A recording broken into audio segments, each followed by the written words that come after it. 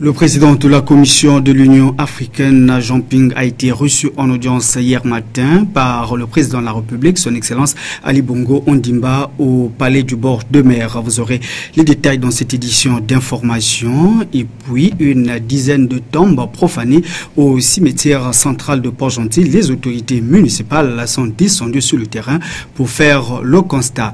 Nous parlerons également de M. Jean Karam, responsable du football des jeunes au Cameroun, qui était hier matin l'hôte du journal Esprit d'équipe, un quotidien édité par le Kokan Gabon. Voilà pour le menu de ce soir, mesdames et messieurs.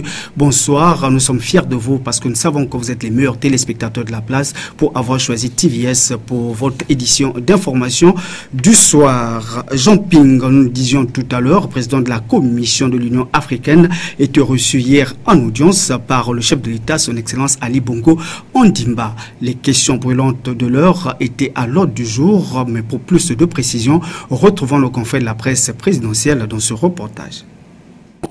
Le président de la République, pour ce qu'ils ont fait, pour promouvoir ma candidature et pour la soutenir.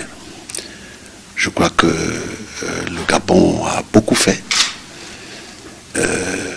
au niveau d'abord de la promotion de la candidature, au niveau de la campagne électorale. J'ai bénéficié d'abord du réseau diplomatique gabonais. Le président envoyait des émissaires, des ministres un peu partout, mais aussi des moyens de transport pour me permettre de circuler à l'intérieur du continent. Vous savez combien c'est difficile. Jean Ping a donc reçu le soutien de 32 États africains. L'homme se met à la disposition de cette majorité pour la suite du feuilleton élection avec à la clé le rendez-vous de juin. Moi, je me comporte comme un soldat. Il y a 32 pays qui nous ont soutenus activement et donc je me comporte comme un soldat. Selon ce que ces 32 pays vont dire à notre président, à moi-même, je ferai ce qu'ils demanderont. Donc je suis sans état d'âme. L'adversaire de Jean Ping est la ministre sud-africaine de l'Intérieur, ancienne chef de la diplomatie, Dlamini Zuma. Restons toujours à la présidence de la République. La CAN Orange 2012 va vers sa fin pour coller l'utile à l'agréable.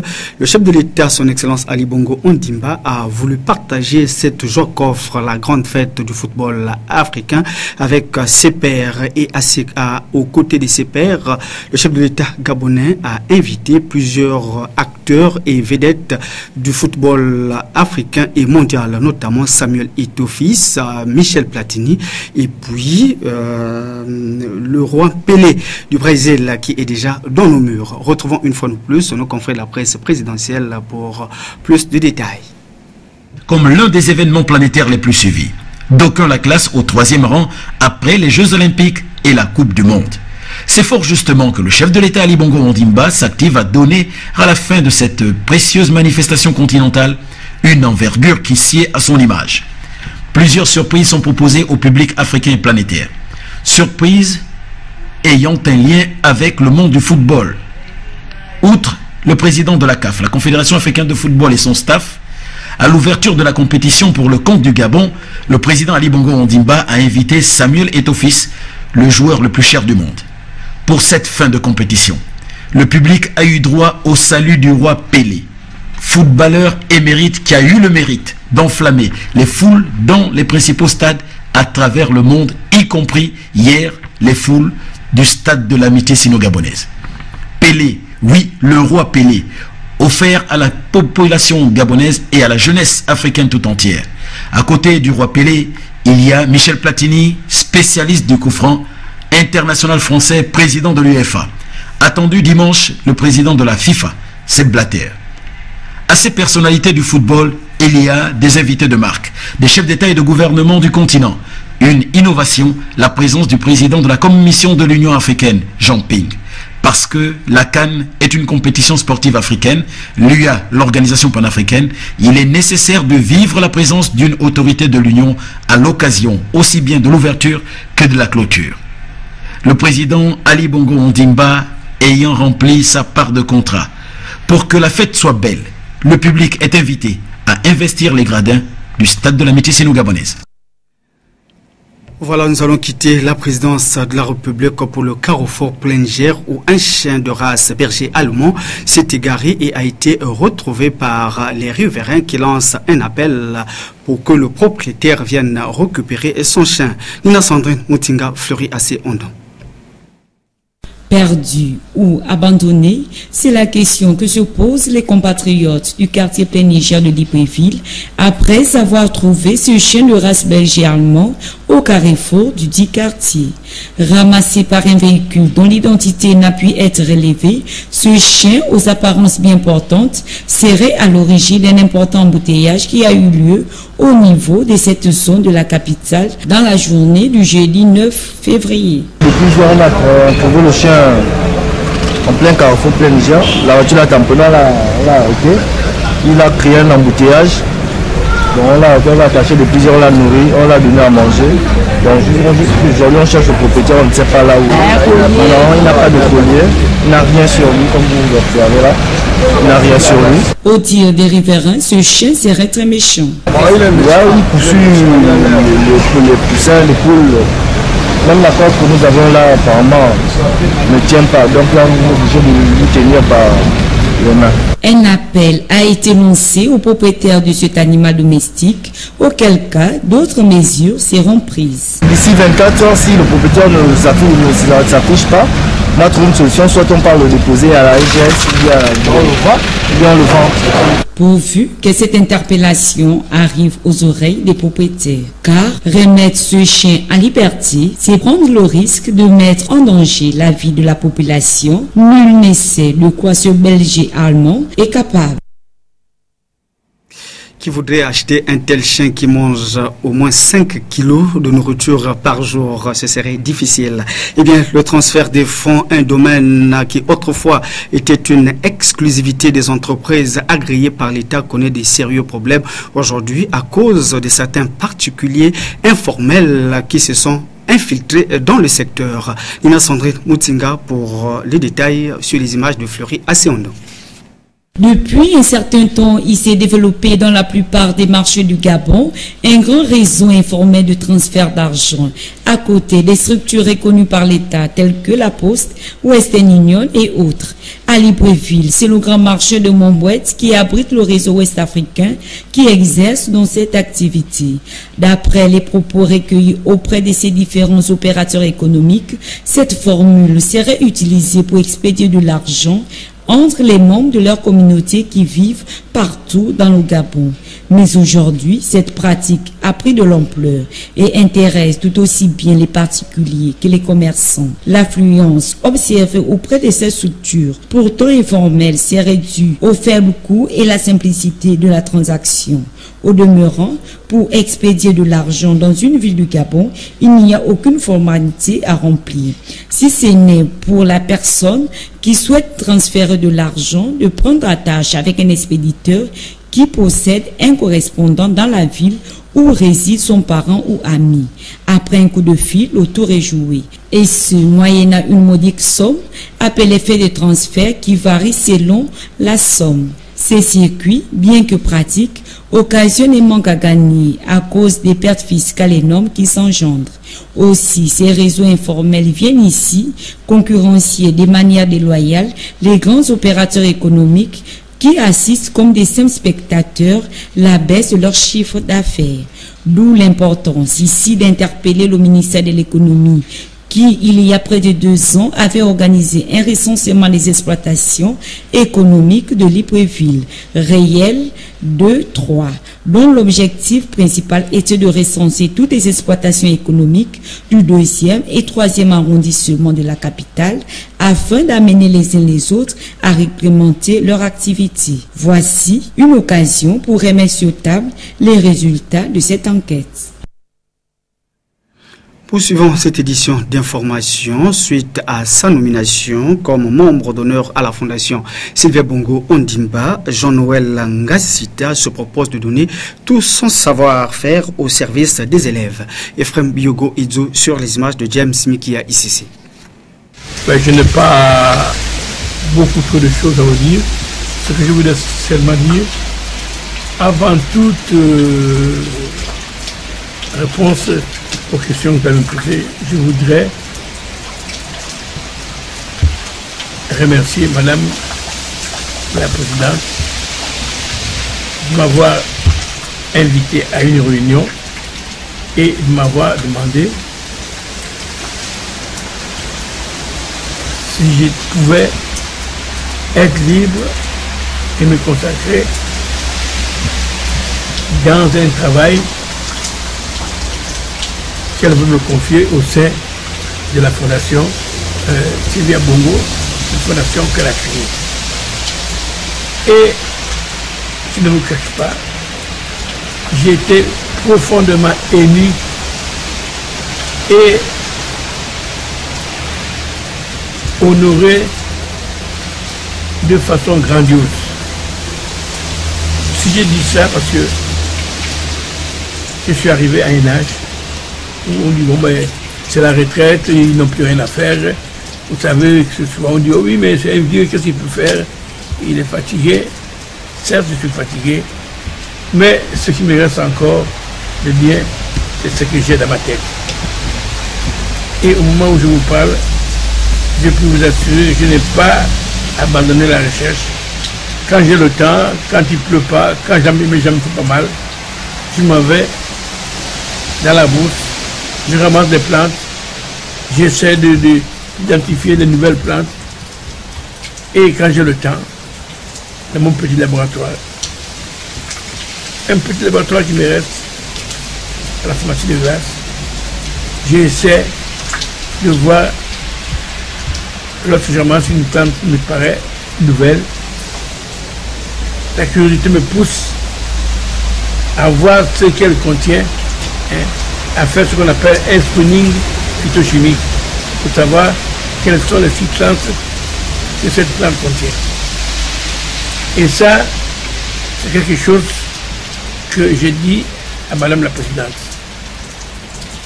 Que si, au sein de la Fondation, ils ont un petit laboratoire, je pourrais, une ou deux fois par semaine, montrer, apprendre à des jeunes du lycée, garçons, filles, mais leur apprendre les techniques élémentaires de l'étude chimique d'une plante. Nous allons poursuivre cette édition d'information avec le quotidien d'information Esprit d'équipe qui a eu l'honneur de recevoir hier matin lors de sa conférence de rédaction M.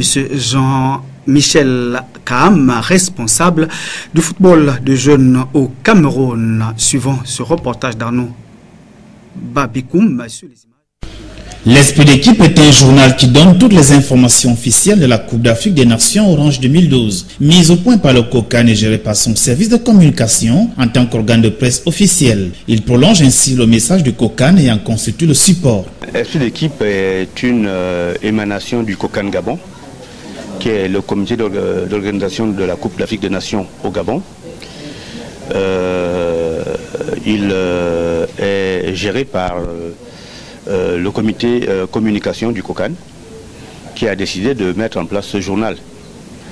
C'est une innovation en ce qui concerne la Coupe d'Afrique des Nations parce que jusque-là je crois bien que ce sont les organes de presse officiels qui le faisaient, mais là cette fois-ci le COCAN a décidé d'avoir un support pour pouvoir véhiculer ces messages. Organisé par le Gabon et la Guinée équatoriale, deux États voisins aux langues officielles différentes, l'Esprit d'équipe doté d'hommes et femmes à la matière grise et bien faite a jugé mieux de paraître en français et en espagnol, deux langues des pays co-organisateurs de cette prestigieuse compétition continentale. Du fait que la Confédération africaine de football regroupe en son sein des pays anglophones, la langue de Shakespeare n'est pas exclue. Esprit d'équipe y a pensé. La coupe est organisée à la fois par le Gabon, où le français est la langue officielle, et la Guinée équatoriale, où c'est l'espagnol. Et au niveau de la CAF, il y a des anglophones qui sont là.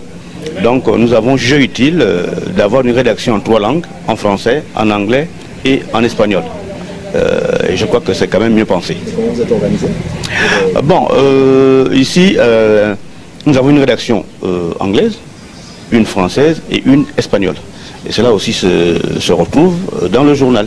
Ancien lion indomptable, ancien entraîneur adjoint des mêmes Lions, actuellement responsable national du football des jeunes au Cameroun, Michel Kam a participé à la conférence de rédaction d'Esprit d'équipe ce matin. Il est satisfait du travail abattu et de l'information sportive en temps réel donnée par cet organe de presse. Bonjour, c'est une belle surprise de vous retrouver là.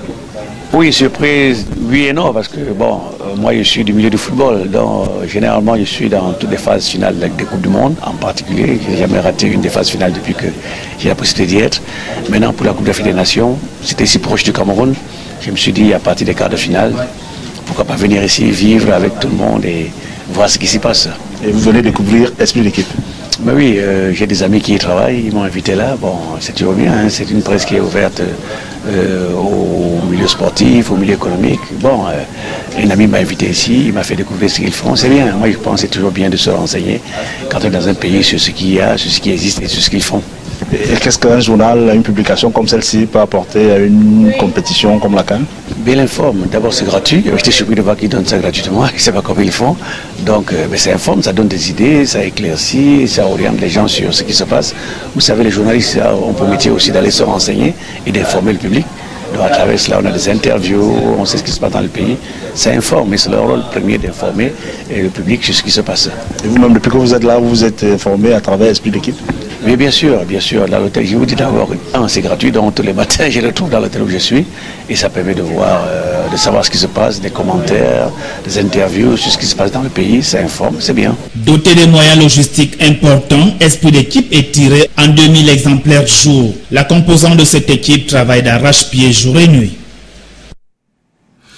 Assemblée générale de l'Association gabonaise des enseignants de français ce matin à l'école normale supérieure. Objectif, installation d'un nouveau bureau après 17 ans de service pour le bureau sortant. Retrouvons Arnaud Bassiba Vita sur les images de Jerry Mouroumouna.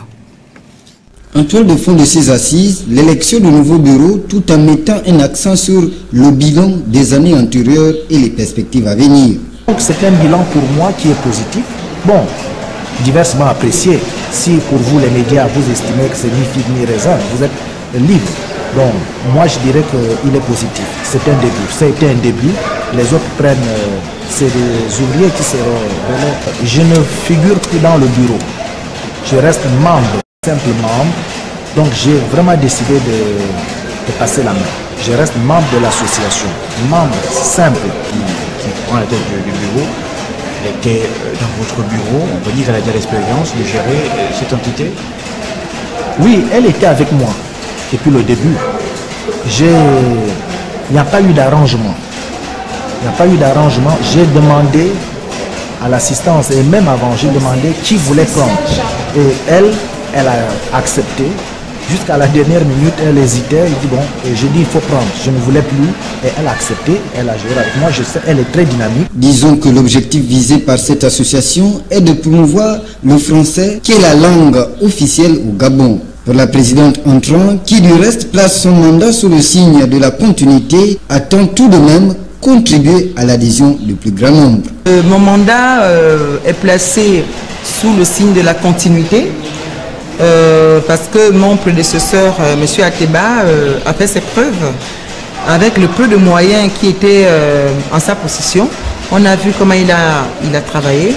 Donc, comme je l'ai dit tout à l'heure, je bénéficierai de ses conseils pour essayer de porter plus haut l'association gabonaise des enseignants de français sur le plan international comme il avait fait et la raviver, l'animer encore plus sur le plan local. Cette association, qui compte parmi ses membres des enseignants de l'intérieur du pays, ne compte pas s'arrêter en si bon chemin. Le nouveau bureau, mis en place, envisage, pour ainsi dire, tout mettre en œuvre pour l'avancement de cette belle initiative. Si pour Jean-Jacques Rousseau, la meilleure façon de voyager, c'est d'aller à pied, eh bien, le voyage par bateau entre Libreville et Port-Gentil est devenu très prisé par les populations gabonaises. Quant à savoir les raisons de cette motivation, retrouvons Jet Moulungi Ito sur les images de Fleury Asseondo. Les voyageurs qui partent de Libreville pour Port-Gentil et vice-versa ont alors porté deux options pour pouvoir se déplacer. Ils ont le choix entre la voie maritime et la voie aérienne. Cependant, l'on a l'impression que les gens affectionnent beaucoup plus le voyage en bateau que celui en avion. Et ce, pour plusieurs raisons. Les tarifs sont plus attractifs. Là, 25 000 balles VIP. L'avion, c'est à partir de 60 000, je crois. 60 000, 86 000. J'étais, allez simple, hein. J'étais la semaine dernière. Franchement, quand on n'est pas très pressé, pour moi qui ai le pied marin, ça ne me dérange pas, je prends le bateau. Quelle la durée dans le bateau? Mais non, c'est 4 à 5 heures, ça passe vite. Bon, déjà c'est une question de coût. Il faut voir que l'avion est relativement plus cher que le bateau. Et puis, si on n'est pas trop pressé, ou bien si on n'a pas une urgence réelle, on n'a rien à perdre à prendre le bateau. On gagne en termes de coût. Alors on fait des économies, c'est surtout ça. Hein. C'est en fonction du revenu. Et je pense que le bateau, en termes de coût, le coût comparatif, le bateau est bien plus attractif que l'avion. Voilà, il y a aussi un côté paysage. Voilà, le paysage marin aussi est quand même beau. L'affluence dans les agences de voyage maritime a été encore plus remarquable en cette période de Coupe d'Afrique des Nations, tel que le relate l'un des responsables de cette agence. En classe club, les VIP, nous sommes à 25 000 francs. Classe ordinaire, 22 000 francs. Nous voyageons presque tous les jours, du lundi à samedi. Le dimanche, nous sommes là pour le repos, pour revoir aussi les navires et les catamarans. Et nous voyageons en fonction des marées. C'est-à-dire que là, ce matin, par exemple, deux bateaux sont arrivés, un à 7h30 et un autre à 8h10. Oui, au départ, nous étions un bateau. Maintenant, là, avec la canne, nous sommes là deux bateaux toujours. Donc, avec l'affluence de la canne, avec les quarts de finale qui se jouent, certainement, il y a d'autres passagers qui partent de Port-Gentil pour Libreville, pour suivre la canne. Voyager à moindre coût et de manière confortable sont deux points importants qui devraient plus attirer l'attention des responsables des agences de voyage, soient-elles maritimes, aériennes ou terrestres, pour l'intérêt de tous. Cette information charnière nous permet de joindre Port-Gentil et Lambaréné. Parlons à présent de l'hôpital Albert Schweitzer.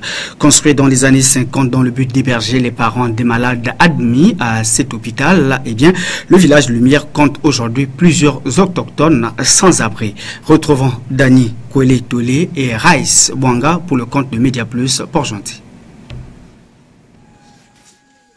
L'actuel village Lumière, non loin de l'hôpital Albert Schweitzer, a été aménagé depuis les années 50. Au village des Lépreux résidaient plusieurs familles de patients. Ce que l'on retrouve ont pris de l'âge sur les lieux. L'autre facette du village Lumière est la débrouillardise. Le matériel, je le trouve en brousse. Donc je charge, un garçon, je lui donne l'argent et il m'amène le matériel. Le village reste tapis à l'ombre de grands manguiers et de vieux palmiers. Les œuvres réalisées sont variées. Depuis quand vous faites de l'artisanat? Depuis 1990. Et vous faites quoi exactement? Je fais les paniers du marché, je fais les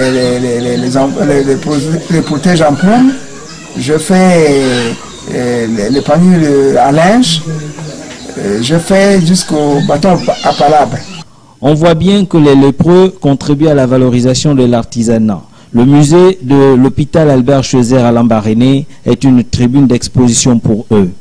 Il y a des moments où d'autres viennent, comme hier, il y a eu deux femmes qui sont venues depuis Libreville, qui sont venues faire une commande, par exemple, du panier, ils sont partis avec. C'est grâce à l'hôpital Schweitzer, la fondation Schweitzer, qui fait en sorte que je puisse vraiment parvenir. Mais ce qui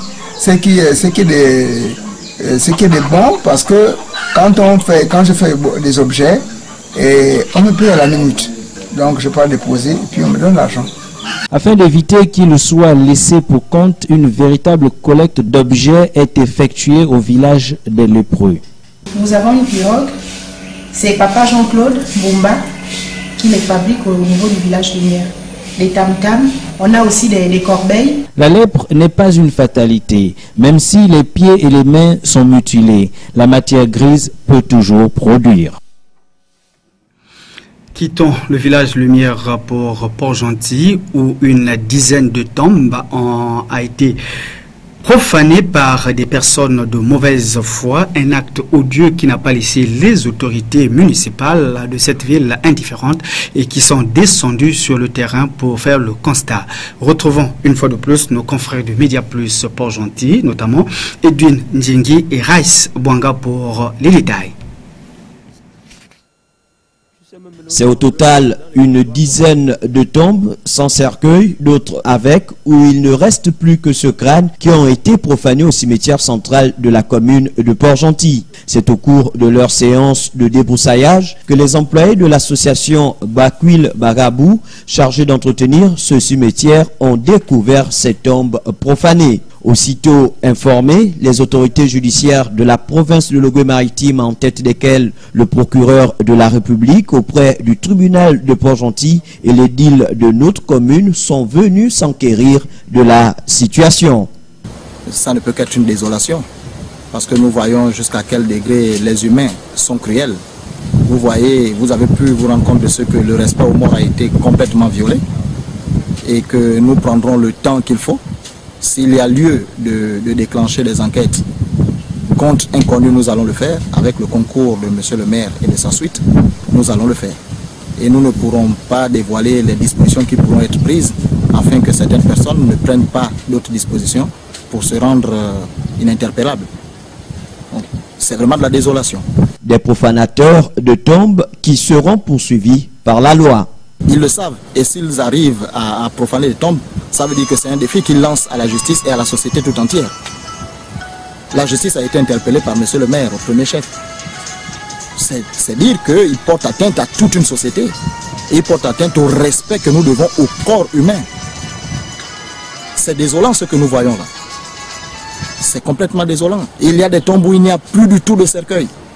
Et il y a des tombes éventrées où il ne reste que le crâne, où est parti le reste des ossements. C'est vraiment désolant. Le nettoyage du cimetière central de notre ville est un projet salutaire. C'est une très bonne chose. Ça nous a permis, c'est ce qui a permis de faire en sorte que nous puissions découvrir qu'il y a eu des tombes qui ont été profanées. Donc c'est le travail que nous allons mener tout au long de l'année, maintenir ce cimetière propre, pas seulement celui-ci, et tous les autres cimetières.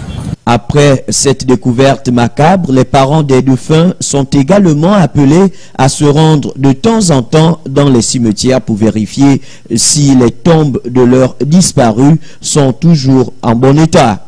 Ce cas de profanation démontre une fois de plus que lors de la fête de la Toussaint célébrée tous les 1er novembre de chaque année, les parents des dizaines de tombes profanées ne vont plus depuis plusieurs décennies.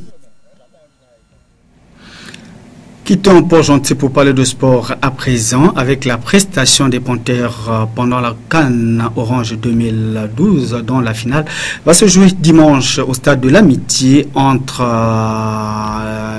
la Côte d'Ivoire et la Zambie. Même en milieu ecclésiastique, les hommes d'église ont donné leur appréciation par rapport à cette prestation des Panthères du Gabon. Nous avons pu rencontrer le révérend Raymond et leader du Buisson Ardent qui nous a donné ses impressions au micro d'Arnaud Bassiva sur les images de Thierry Mouroumouna. Suivons. L'organisation de la Coupe d'Afrique des Nations Orange 2012 reste un sujet d'actualité eu égard des infrastructures sportives et autres structures d'accueil, sans omettre la brillante prestation des Panthères qui restera à jamais gravée dans l'histoire du football gabonais.